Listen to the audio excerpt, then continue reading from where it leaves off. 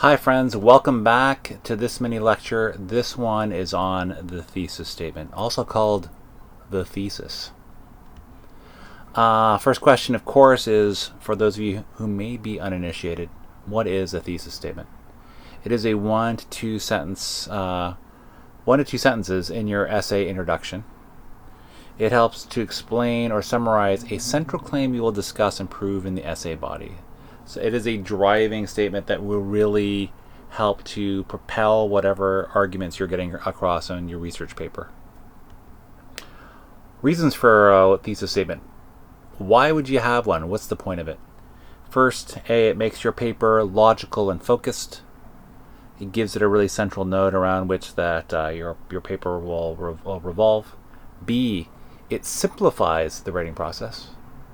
If you think about this, if you can express the main idea of your paper in a clear, brief, and intelligible way, such as through a thesis, the paper itself will be based on it. So it's kind of a touchstone that you can always revisit as you continue to write your longer research paper.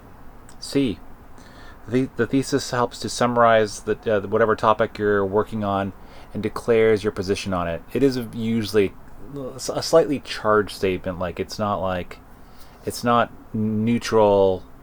It's usually your specific take on the issue. So you're usually taking a side on some issue that you're discussing. D, it allows the audience to decide if your paper is something they want to read. You want to make sure that whoever is reading your longer research paper, you don't want them to waste time. You don't want to waste your own time.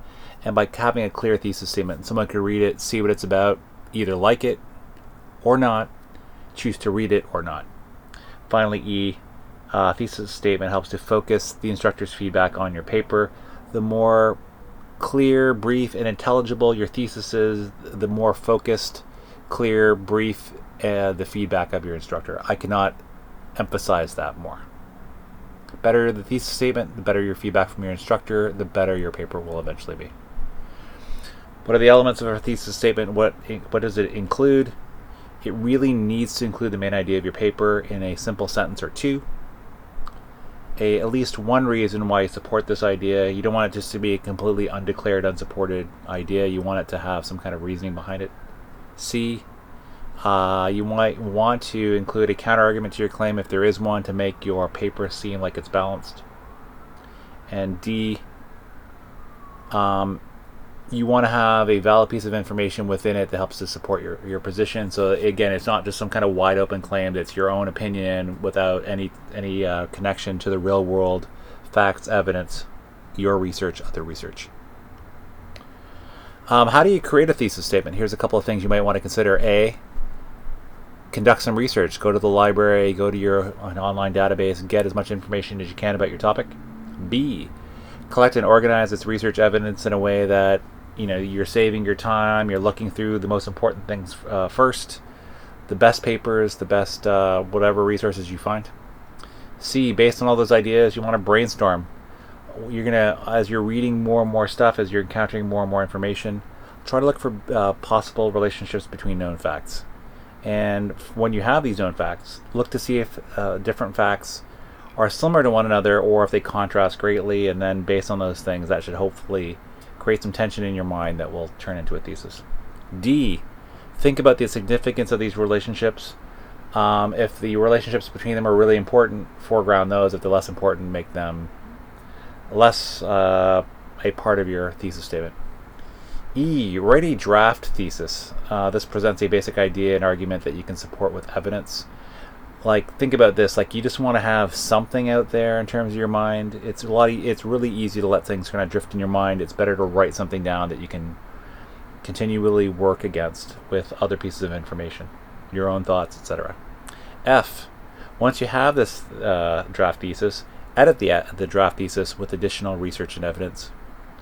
You want to research more. You want to pull evidence and thoughts and facts and ideas from that research. And you want to help to improve your draft thesis. And then G, repeat this process over and over and over again until you get a crystal clear thesis statement. You may go, well, how do I stop? When do I know that my thesis statement is in fact good? Here are some traits of a strong thesis statement. It is A, brief. You don't want it to be too long. If it's too long, you'll lose reader interest. You'll lose your own focus.